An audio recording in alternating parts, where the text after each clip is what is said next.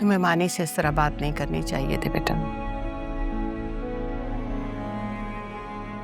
कोई भी अम्मी के बारे में गलत बात करेगा तो मैं बर्दाश्त नहीं करूंगी। किस किस की जुबान पकड़ोगी? कम से कम उनकी तो पकड़ूंगी जिन पर मुझे बहुत मान है। मलिहा ने ये बदनामी अपने लिए खुद समेटी है। इन हालात में और कुछ नहीं सोचा जा सकता। आप तो उनकी बहन है, आप भी उनके बारे में ये सोच रही हैं। दिल नहीं मानता, लेकिन और कोई वजह भी तो समझ में नहीं आती।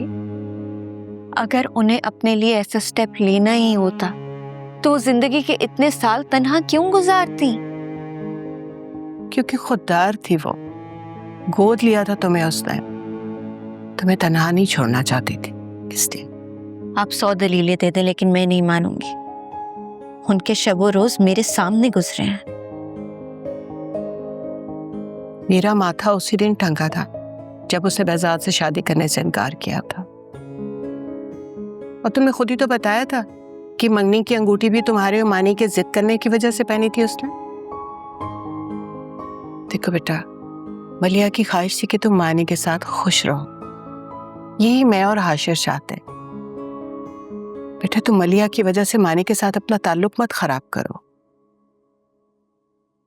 मलिहा तुम्हें छोड़कर जा चुकी है और मानी अपने बाप के दुख के बावजूद तुम्हारे साथ खड़ा है।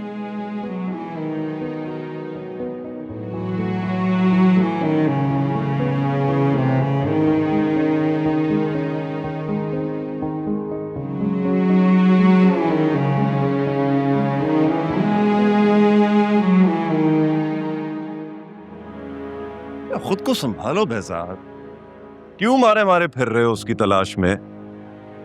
मानी भी बहुत परेशान है। तुम्हारा दुख नहीं उससे देखा जाता। हाशिर, मुझे तुमसे कुछ पूछना है। हाँ जरूर पूछो। देखो, शहर में तो हर मुमकिन जगह मैंने तलाश कर लिया है उससे। कोई होटल, कोई हॉस्पिटल नहीं छोड़ा। एक एक वार्ड में जाकर एक एक बेड को खुद चेक किया है मैंने। कोई फलाही इदारा, कोई रिफाही इदारा, कुछ नहीं छोड़ा मैंने। इसीलिए तो कह रहा हूं कि मत ख्वार करो खुद को। अस्पताल में वो क्यों होगी? हाँ, अगर तुम्हारी ये हालत रही तो तुम पहुंच जाओगे अस्पताल में। उसे जाना था, वो चली गई। तुम समझते क्यों नहीं हो ये बात? मानी और निम्रा उसे शादी के लिए मजबूर ना करते तो शायद वो कभी ना जाती। नहीं, इस वजह से नहीं गई वो। इतना तो उसे यकीन था कि मैं उसकी बात का मान रखूंगा, और अब तो मैं उसकी रजा में राजी भी हो गया था। लेकिन मुझे लगता है कि हाँ, जो कहना चाहते हो खुल के कह सकते हो। कोई बात है तो बता दो, हो सकता है उसे वापस लाने के लिए कोई सबील हो जाए। मुझे लगता है उसे यहाँ से जाने के लिए मजबूर किया गया है।